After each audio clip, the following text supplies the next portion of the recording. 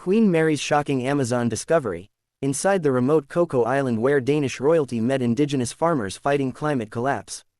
Welcome to B News. On a sweltering November day in 2025, far from the elegant corridors of Amalienborg Palace and the refined formality of European royal life, Her Majesty Queen Mary of Denmark found herself navigating the muddy riverbanks and dense tropical vegetation of Ilha do Cambu, a small island in the Amazon River delta near Belém, Brazil. On November 13, 2025, the Australian-born Danish Queen embarked on what might be her most unconventional royal engagement yet, a hands-on visit to a sustainable cocoa production site that represents both hope and urgency in humanity's struggle to balance economic development with environmental preservation. This wasn't a sanitized photo opportunity or a brief ceremonial stop carefully orchestrated by diplomatic handlers. This was an immersive encounter with farmers, indigenous communities, and environmental activists who are pioneering agricultural approaches that could determine whether the Amazon rainforest survives the 21st century. As Queen Mary stepped from the boat onto Cambu's shores, the contrast with her usual environments couldn't have been starker.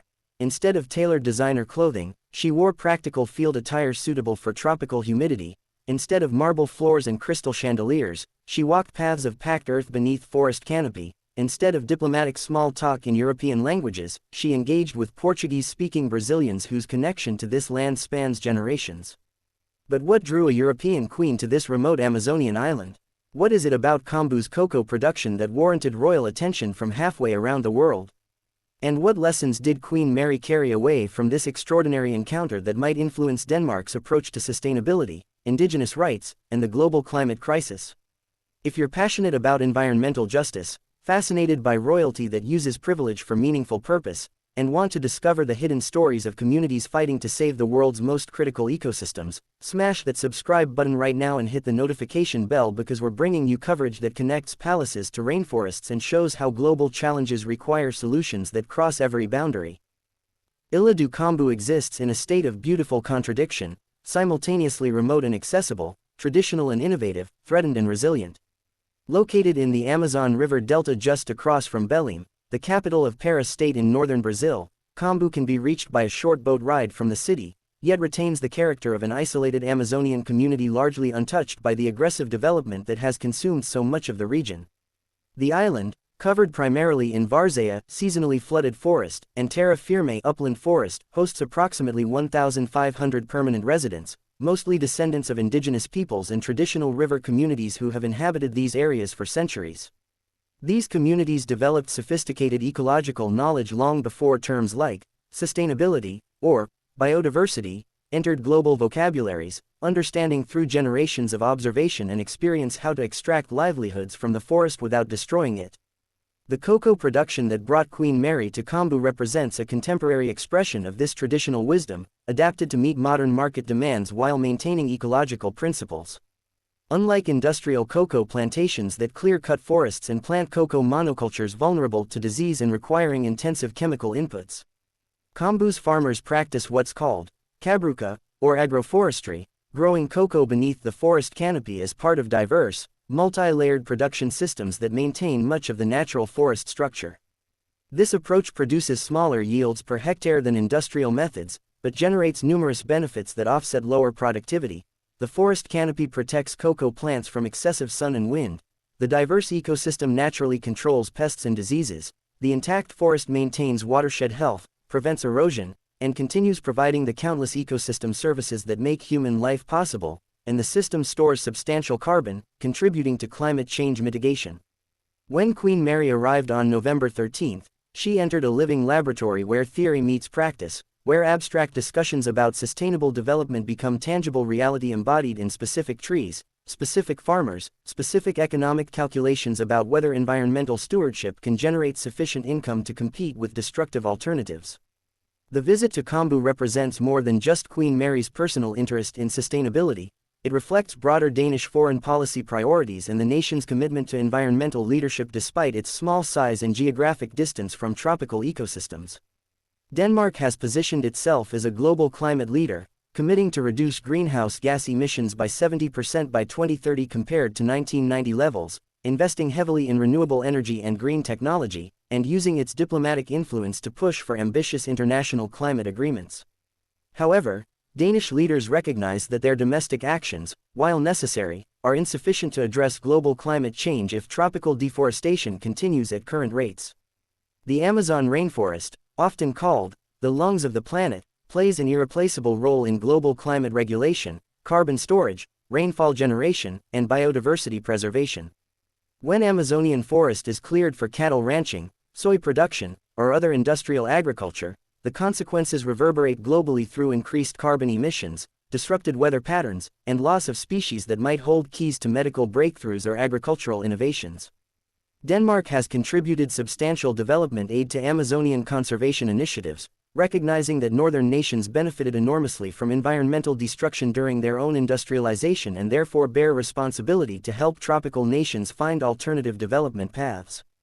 Queen Mary's visit to Kambu operationalizes these policy commitments, putting a human face on abstract funding streams and creating media attention that highlights both the challenges and possibilities inherent in Amazonian conservation. The farmers who guided Her Majesty through their production systems weren't just showing off their work, they were demonstrating to the world that alternatives to destructive development exist, that traditional communities possess knowledge invaluable for addressing contemporary crises, and that with appropriate support and market access, sustainable approaches can compete economically with environmentally catastrophic alternatives. The Queen's presence elevated their work from local initiative to international example, potentially attracting investment, technical support, and market connections that could replicate the Kambu model across other Amazonian communities. The human stories Queen Mary encountered on Kambu added emotional resonance to what might otherwise remain abstract environmental policy discussions. The cocoa farmers she met weren't environmentalists in the contemporary activist sense. They were people making practical decisions about how to support their families while maintaining the forest landscapes their ancestors entrusted to them.